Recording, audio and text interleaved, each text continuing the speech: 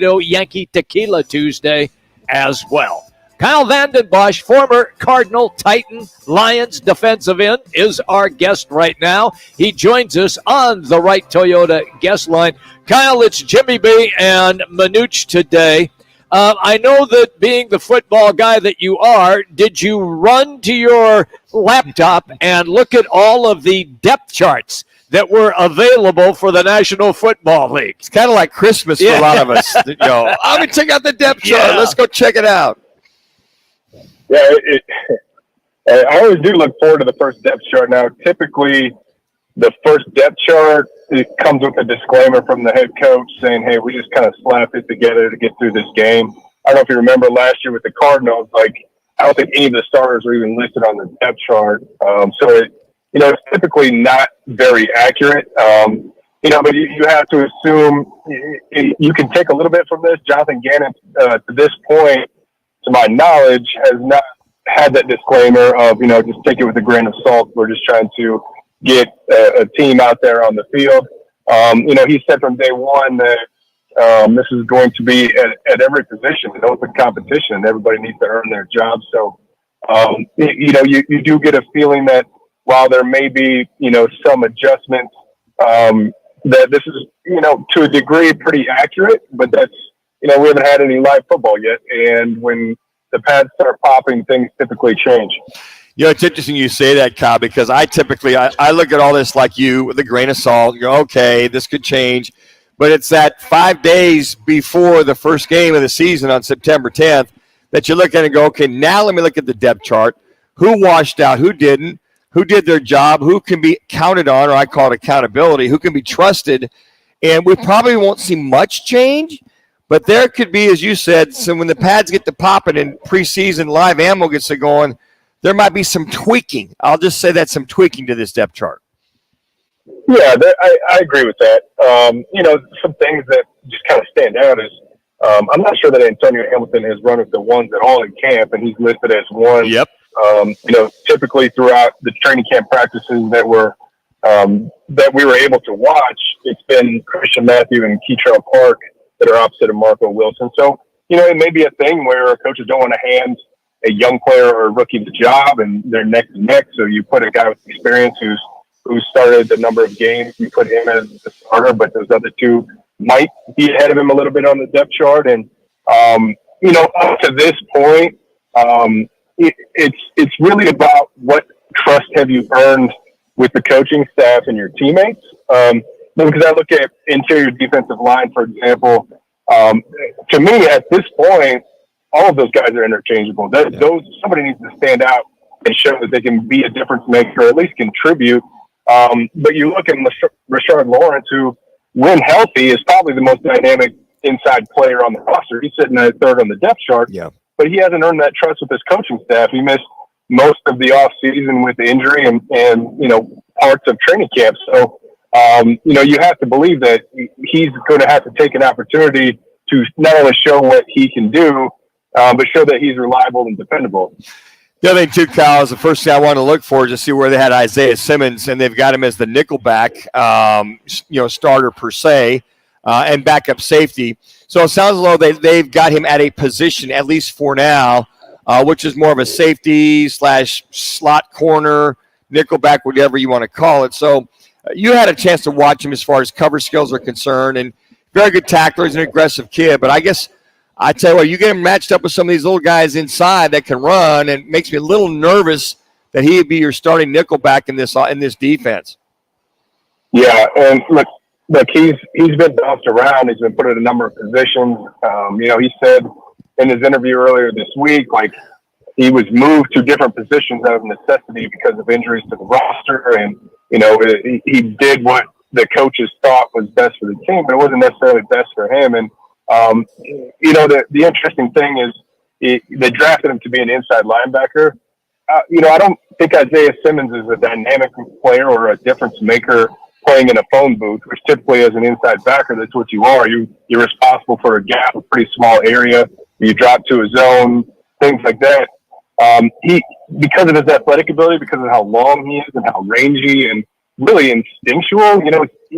I think they're finding a right spot for him. You put him at the back end of the defense, let him diagnose, make sure his eyes are in the right place. And, we've seen it before in games where, once he recognizes something and pulls the trigger, he can close quickly and he can make some devastating hits once he gets there. So, it's while he's, in my opinion, nowhere near where Budda Baker is, he's that type of player where he has the ability to fix other people's mistakes. And if you put him in space, let him be that rangy sideline type player, he might just find his home. Kyle Vanden Bosch is our guest on the Right Toyota guest line. Kyle, I'm real curious. You've been there. You've watched a little bit. Give me just your overall view of what you have seen so far. And is it what you hoped and expected at a training camp under a rookie new head coach? Yeah, I mean, it is what I expected. It's an efficient practice. I think things are run well. I think players are bought in to not only the changing culture that this coaching staff is trying to bring, but really, the coaches are invested in the players. That my example with Isaiah Simmons, they came to him and said, "Where do you see yourself? What would you like to play?" And he came out and said, "I don't want to play linebacker." And so while you don't always afford that luxury, when you have that give and take with the players as a coaching staff, you earn that trust. Players know that you have their best interest at heart, even though the team comes first. They do want you to succeed as an individual and as a player. And with that, you get buy-in from the players. And I think while it's hard to see buy-in on the practice field, you hear it in player interviews. You hear it when they speak about what they're doing and the scheme and this coaching staff. So, it's difficult to say what we're going to see in preseason games. Sometimes what a team looks like in the preseason. I mean, if you remember season last year, the Cardinals were really efficient. I don't even know if they had any penalties in their first preseason game, which is almost unheard of in the preseason.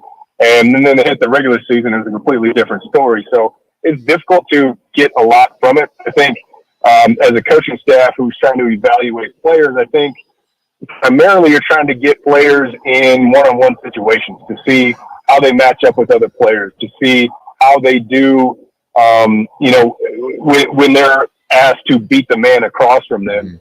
So, I think that's the big thing is with so many new players, with so many new coaches, this is just an extended evaluation process. So, and, the thing that I'm looking forward to with this new staff and with Coach Jonathan Gannon's philosophy and with so many new players, you get the feeling that, very few jobs are safe.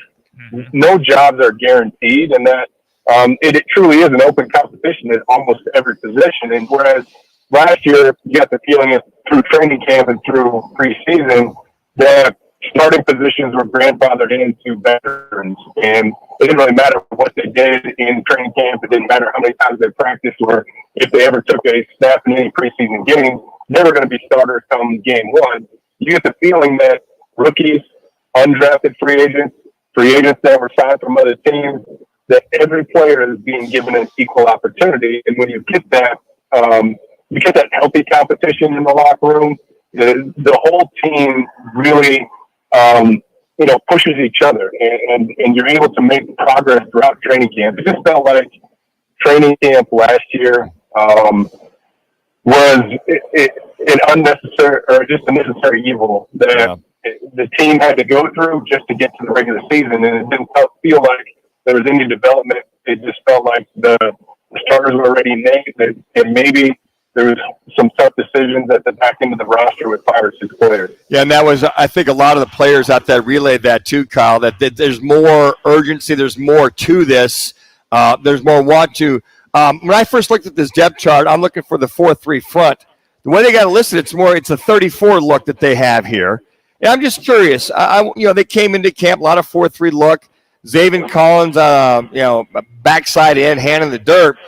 To have this listed as a 34 front, now I know this can change, but I wonder if they did that because Collins, not quite the individual, they look as a pure defensive end, and to get him standing up and be that strong side or Sam Backer. I just want to get your thoughts on that.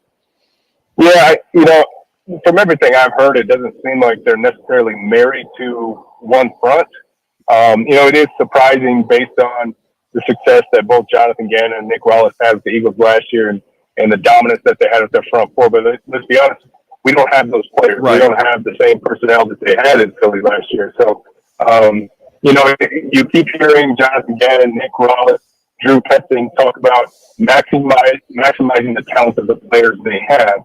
Well, I see the strength of this defense being, the safety position, obviously. I think they have with Kazir White and, the inside linebackers that they brought in. I think that their safeties and their linebackers will be the strength of this defense. And, typically, if you can find an edge rusher or two at the stand-up outside linebacker position, your guys up front, if they're not pass rushers, then you take on blocks and let your linebackers scrape and make plays. And I think that's kind of where they're evolving to is, just on paper, just based on past history, none of the guys they have lined up inside are difference makers or game changers. And so you use them, you eat up blocks, you let your linebackers scrape, you let your edge linebackers try to get after the quarterback, and that that way you're maximizing what potential or the talent that you do have on your defense. All right, about 45 seconds left in this segment. Have you had a chance to watch any of the QB that was drafted out of Houston, Clayton Tune? And if so, is he as good as advertised so far? He really is. I think he's done really well coming in and executing in training camp practices. Throws a nice ball, has a big physical frame. He's athletic. He can, pull it down and get you yardage and convert, third downs if he needs to. It's always interesting with rookies. A lot of times this happens, particularly quarterbacks that come in, they look sharp. But the big question is, what's he going to look like when live bullets are flying, when he's got pass rushers that can actually hit him, and he's not wearing, whatever, the yellow jersey or red jersey, and he's not untouchable anymore. So, those are some things that we're going to figure out this preseason, and again, whereas most NFL teams, don't put a lot of stock in preseason games and preseason performance, you get the feeling that for this team, it really matters to most of the players in that locker room how they perform, and it may depend on not only their spot on the depth chart, but whether they make the team or not. Always good, pal. When you take time with us, we always appreciate you. Thank you, bud. You have a good day.